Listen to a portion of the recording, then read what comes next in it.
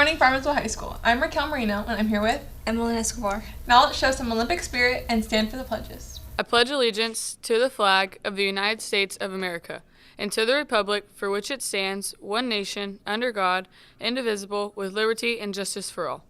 Now for the Texas flag. Honor the Texas flag. I pledge allegiance to thee, Texas, one state, under God, one and indivisible. Please remain standing for a moment of silence.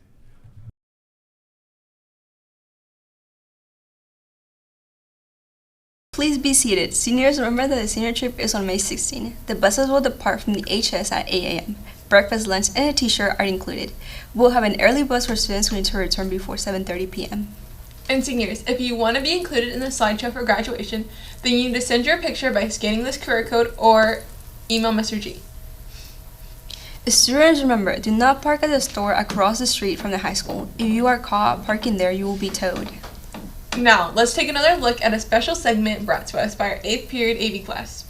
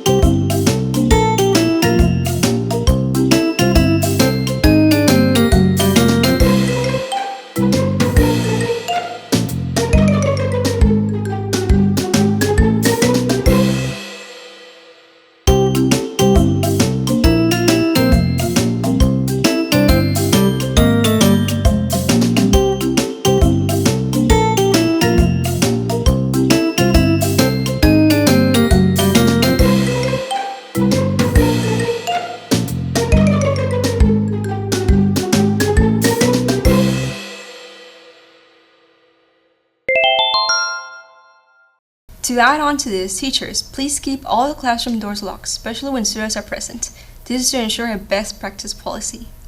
Students, if you have an overdue library book, even if it's from junior high, please head to the library to get that figured out. Now let's send it over to the Weather Center with our weekend forecast. Thank you, ladies. This weekend we're looking at beautiful weather. Friday we'll have a high of 78 and a low of 56. Saturday we'll see a nice warm day with a high of 80 and a low of 58. On Sunday we'll have a high of 79 and a low of 57 with cloudy skies. Now on Monday we'll have the high of 77 and a low of 55. Now sending it to Jahiro Sports. Thank you. What a weekend that was with the Masters, and congrats to Roy McIlroy for finally getting his green jacket. Softball, congrats on a great win on Tuesday and season.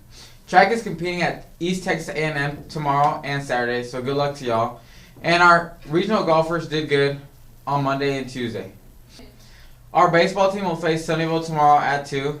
And now for a segment of Tea and McTee and our very own Coach Searson.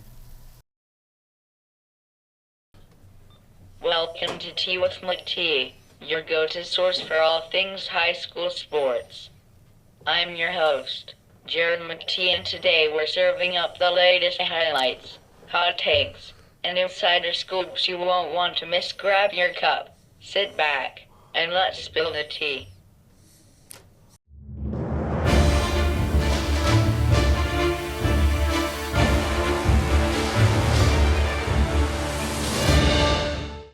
Can you describe your coaching philosophy and how it applies to high school athletes? Basically, I like to, set a groundwork through fundamentals, like with powerlifting, teach the girls how to lift before we worry about trying to get into really, really heavy lifting. So, building a foundation is always the best thing I try to do.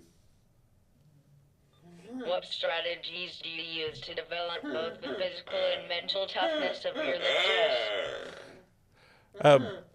lifters? With the girls, a lot of them, they don't realize how strong they can be. So teaching them, the proper technique to begin with, but always pushing them to, put more weight on the bar and to try something they might be a little afraid of. Most of the time, they end up surprising themselves that how strong they can be, and that's the biggest thing with girls is most of them are in other sports, or they're cheerleaders, or we got some drill team girls, and just they're new to lifting weights and trying to lift real heavy, and just building their confidence is really what I try to do. What measures do you take to ensure proper lifting techniques and prevent injuries?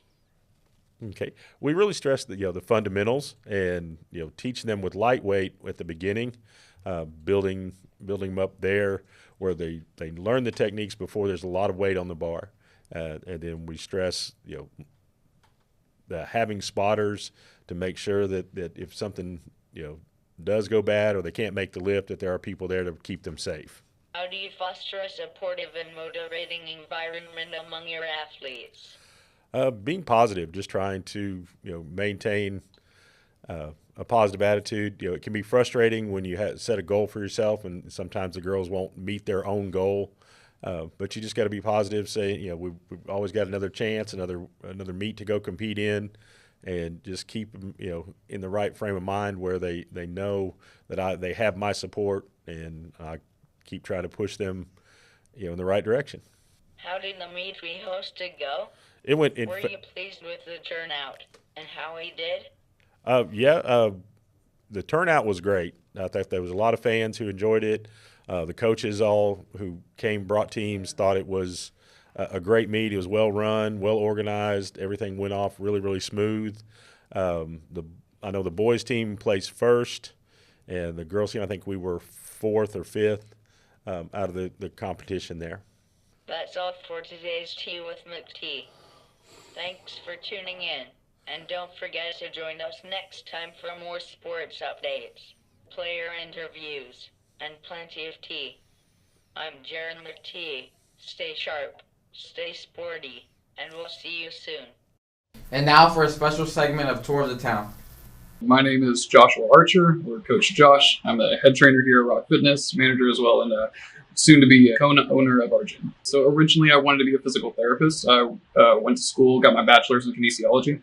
Took a little bit of a gap year in order to see what the real world was like, and I stumbled upon training out in Frisco, Texas, and turns out that is way more fun than being stuck in a PT office. And so I just fell in love with the career path, and now here I am. Tips for people wanting to begin their fitness journey.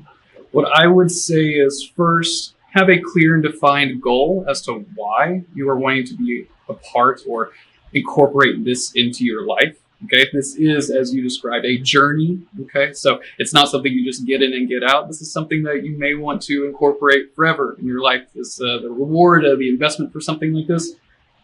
Mountains and mountains of positivity that's only going to come your way. What I would say is really try not to overcomplicate it.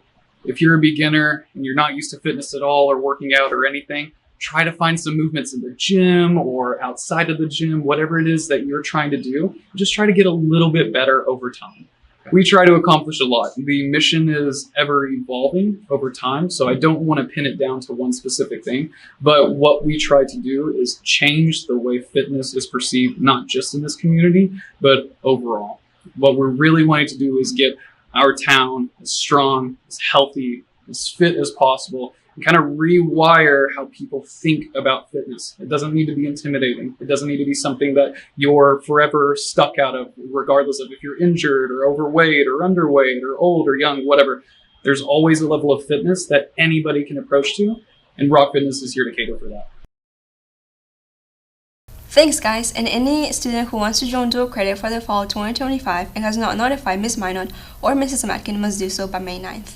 You can email Ms. Matkin. Today for lunch, we'll have Crispitos, tamales, spicy chicken sandwich, turkey croissant, and local beef salad. That's all the news we have for you today. This was your weekly news. Brought to you by KFMV Media. News from the Ville.